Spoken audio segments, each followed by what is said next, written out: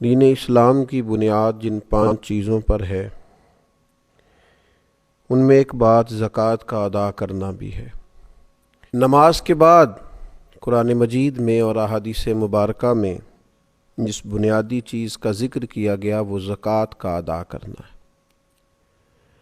اللہ تعالیٰ نے فرمایا وَأَقِیمُوا الصَّلَاةَ وَآتُوا الزَّکَاۃَ، نماز قائم کرو اور زکوٰۃ ادا کرو۔ وَارْكَعُوا مَعَ الرَّاكِعِينَ، رکوع کرو رکوع کرنے والوں کے ساتھ۔ یہ جو زکوٰۃ ہے، یہ جو صدقات ہیں،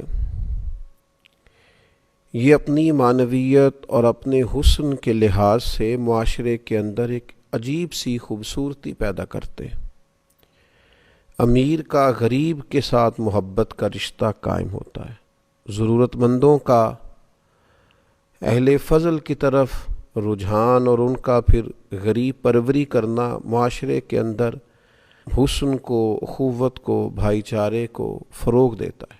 صدقات کے نبی کریم صلی اللہ تعالیٰ علیہ وسلم نے جو فضائل بیان کیے اور ترغیب جو نبی کریم علیہ السلام نے ارشاد فرمائی، اس کی جاذبیت اور خوبصورتی کو اگر سمجھا جائے تو حضور علیہ السلام کا تھوڑا سا توجہ دلانا اور اس توجہ کے اندر حضور علیہ السلام نے جس طرح کی اہمیت اس چیز کو عطا فرمائی، وہ عجیب سا دل کو ٹھنڈا کرتا ہے۔ اللہ کے حبیب علیہ السلام نے ارشاد فرمایا کہ یہ جو صدقہ ہے یہ تو برے خاتمے سے بچا لیتا ہے۔ اتنی بڑی بات، اتنا بڑا اجر، یعنی انسان کو سب سے زیادہ جس بات کا ڈر ہوتا ہے وہ یہ ہوتا ہے کہ اختتام کہیں برا نہ ہو جائے۔ یہ صدقہ ایک ایسی چیز ہے جو سوء خاتمہ سے انسان کو محفوظ رکھتا ہے، اور ارشاد فرمایا کہ صدقہ عمر میں اضافہ کرتا ہے، 70 مصیبتوں کے دروازے بند کرتا ہے۔ اللہ تبارک و تعالیٰ کے حبیب علیہ السلام نے اس قدر زیادہ اس کو پسند فرمایا اور اس قدر زیادہ توجہ دلائی کہ فرمایا دوزخ سے بچ جاؤ، چاہے کھجور کا ایک ٹکڑا صدقہ کر کے ہی دوزخ سے بچ جاؤ۔ یہ چیز تمہارے لیے اللہ تبارک و تعالیٰ کی بارگاہ سے بہت بڑا انعام کا سبب بنے گی کہ تمہارے لیے دوزخ سے آزادی ہوگی۔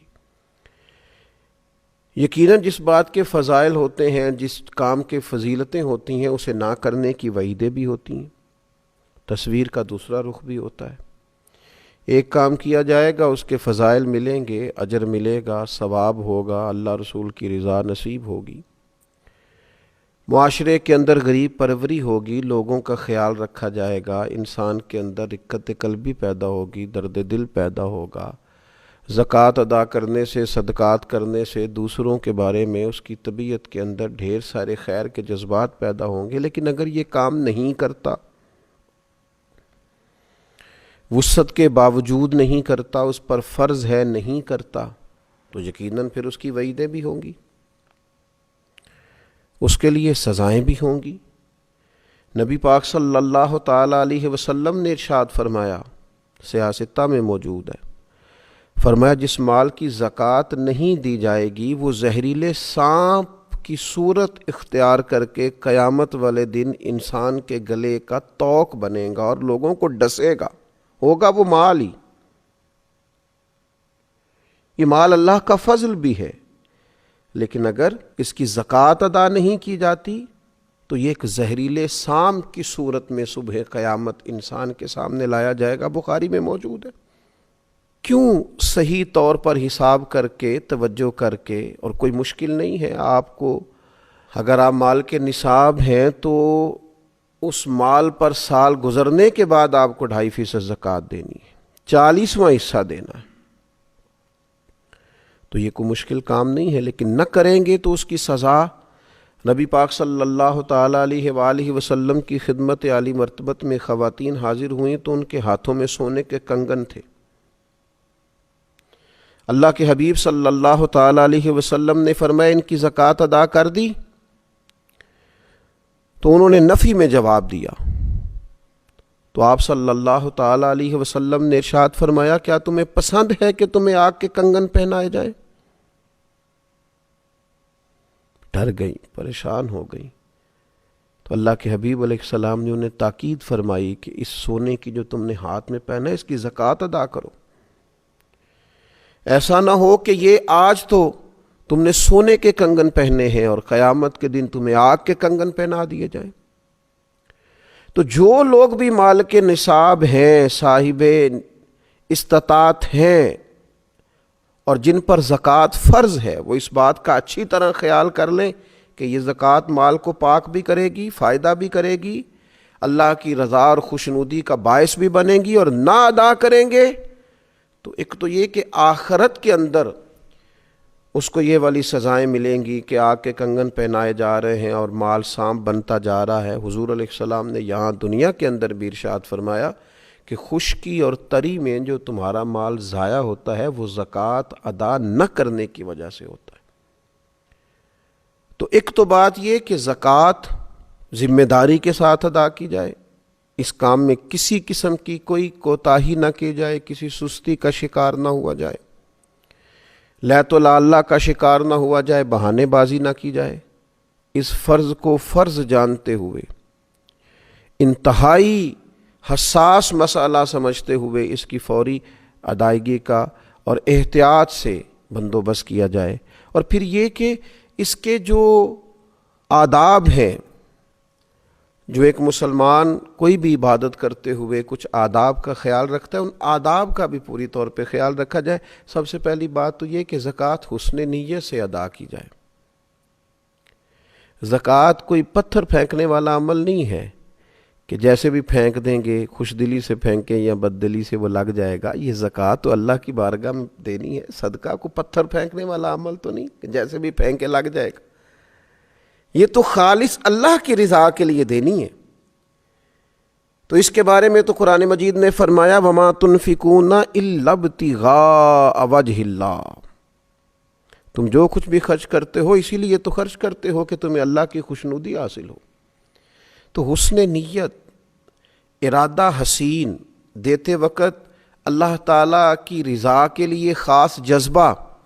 ایک بزرگ فرمایا کرتے تھے کہ میں تو جب صدقات دیتا ہوں تو جسے دیتا ہوں اسے اپنا محسن سمجھتا ہوں کہ دیکھو میں اسے دے رہا ہوں، بندے کو دے رہا ہوں اور راضی مجھ سے میرا اللہ ہو رہا ہے.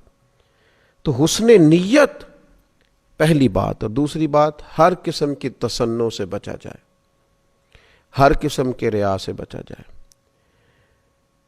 یہ دے کر کے اور کسی قسم کا بھی اگر دکھلاوے کا مزاج بنایا جائے یا کسی شخص کو کسی بھی طور پر بتایا جائے تو یاد رکھیے گا حضور علیہ الصلاۃ والسلام نے فرمایا اللہ قیامت کے دن ارشاد فرمائے گا انہی سے جا کے اجر لو جن کو دکھانے کے لیے تم عمل کرتے تھے. تو تصنع سے پورے طور پر اور مکمل طور پر اجتناب کیا جائے. اور پھر جسے دیا جائے اس پر احسان نہ جتلایا جائے، ایذا نہ دی جائے، تکلیف نہ دی جائے. ہمارے ہاں جس طرح سے لوگ کہتے ہیں آپ ابھی آ گئے ہیں، یہ تو میرے سونے کا ٹائم تھا، کل آئیے گا، پرسوں پتہ کر لیجئے گا، ہاں میرا ارادہ بن گیا ہے، آپ صبح وقت پر آ کر لائن میں کھڑے ہو جائیے گا. اللہ تعالیٰ نے جب آپ کو دیا ہے تو اس طرح تھوڑی دیا ہے. معاذ اللہ، آپ ایذا نہ دیں، تکلیف نہ دیں. وہ کسی نے کہا تھا کہ لوگوں کو ملا ہے تو مقدر سے ملا ہے، ہم کو تو مقدر بھی تیرے در سے ملا ہے. تو اللہ نے جب دیا ہے تو کرم سے دیا ہے. تو جب یہ ذہن ہو کہ مجھے کرم سے ملا ہے تو پھر دیتے وقت تکلیف نہ دی جائے، اذیت نہیں دی جائے. قرآن مجید نے فرمایا یا ایھا الذین آمنوا لا تبطلوا صدقاتکم بالمن والعطا، اے ایمان والو احسان جتلا کر اور ایذا دے کر اپنے صدقات کو باطل نہ کر لینا.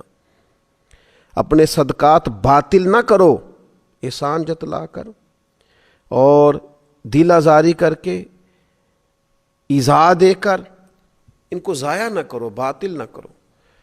تو کبھی بھی اس شخص کو جس کو آپ کچھ دے رہے ہیں، عطا کر رہے ہیں، اس کو کسی طور پر بھی کسی اذیت میں مبتلا. اگر قرآن مجید کے یہ دو لفظ سمجھ لیے جائیں نا، یا ایھا الذین آمنوا لا تبطلوا صدقاتکم بالمن والعزا، اے ایمان والو تم احسان جتلا کر، تکلیف دے کر اپنے صدقات کو باطل نہ کرو۔ اگر اس کو سمجھ لیا جائے تو پھر تو انسان جو لینے آئے اس کا اعزاز کرے، اسے ہر تکلیف سے بچائے کہ اللہ نے حکم دے دیا ہے کہ تم نے اپنا صدقہ باطل نہیں کرنا، کسی قسم کی تکلیف نہیں دینی سامنے والے کو۔ اور پھر چوتھی بات یہ ہے کہ عمدہ مال اللہ کی راہ میں دیا جائے، اچھی چیز اللہ کے حضور پیش کی جائے، مالک کی بارگاہ میں پیش کی جائے تو پھر خاص چیز پیش کی جائے۔ جو لوگ محبوب کو تحفہ دیتے ہیں وہ بڑا قیمتی تحفہ خرید کے لاتے ہیں اور پتہ ہے بڑا قیمتی ہے، پھر بھی اس کو سجاتے ہیں، سنوارتے ہیں، کسی خاص جگہ پہ اس کو پیک کرتے ہیں، اس کے اوپر پھول لگائے جاتے ہیں، بڑے حسین انداز میں اپنے پیاروں کے لیے تحفے بھیجے جاتے ہیں، گلدستے منگائے جاتے ہیں، یہ میرے استاد ہیں، یہ میرے بھائی ہیں، یہ میری محبت کی جگہ ہے۔ لوگ بڑے اعزاز کے ساتھ تحفے روانہ کرتے ہیں تو اللہ کے حضور پیش کرنا ہے، رب رسول کی رضا کے لیے دینا ہے۔ تو قرآن مجید نے کہا لن تنالوا البر حتی تنفقوا مما تحبون، تم ہرگز نیکی کو نہ پہنچو گے جب تک اپنی محبوب چیز راہ خدا میں خرچ نہ کرو۔ ایک شاعر نے بڑی خوبصورت بات کی تھی، اگرچہ اس نے نقشہ تو کربلا کا کھینچا ہے، لیکن اس نے کہا تھا لاش اکبر دی ویکھ حسین کیا، گل یار دی گلو نہیں لائی دیے، دائم سونے محمد دے نام اتوں سونی چیز ہی وارنی چاہی دیے۔ دیکھو ان کے نام پہ دینے لگے ہیں تو پھر ہم نے کس طرح کے نگینے دیے ہیں، کس طرح کا حسن دیا ہے، کیا کچھ نکال کے پیش کر دیا ہے۔ دھرتی نے ایسے لوگ نہ کبھی پہلے دیکھے نہ کبھی بعد میں دیکھے گی۔ تو عمدہ مال پیش کیا جائے، اور پھر یہ بھی یاد رکھا جائے کہ اللہ پاک ہے اور پاک چیز کو ہی قبول کرتا ہے، ہمیشہ حلال اور طیب ہی اس کی راہ میں پیش کیا جائے۔ اور آخری گزارش یہ ہے زکوٰۃ دینے کے معاملے میں کہ پھر یہ ماحول نہ بنایا جائے کہ میں بانٹوں گا تو لوگوں کی نظریں اپنے سامنے جھکاؤں گا۔ شکر گزاری لوگ میری کریں گے، اور بہت سارے لوگ ایسے ہوں گے جو میرے سامنے نظریں جھکاتے ہوئے گزریں گے۔ فرمایا انما نطعمکم لوجہ اللہ لا نرید منکم جزاء ولا شکورا، وہ تو تمہیں محض اللہ کی خوشنودی کے لیے کھلاتے ہیں کھانا، نہ تم سے وہ کوئی بدلہ چاہتے ہیں اور نہ یہ کہ تم ان کی شکر گزاری کرو۔ اللہ کے بندوں کی تو شان یہی ہے کہ وہ تمہیں جب کھانا کھلائیں گے تو اس لیے کھلائیں گے کہ اللہ راضی ہو، وہ تو نہیں چاہتے نہ تم کوئی جزا دو نہ تم ان کا شکریہ ادا کرو۔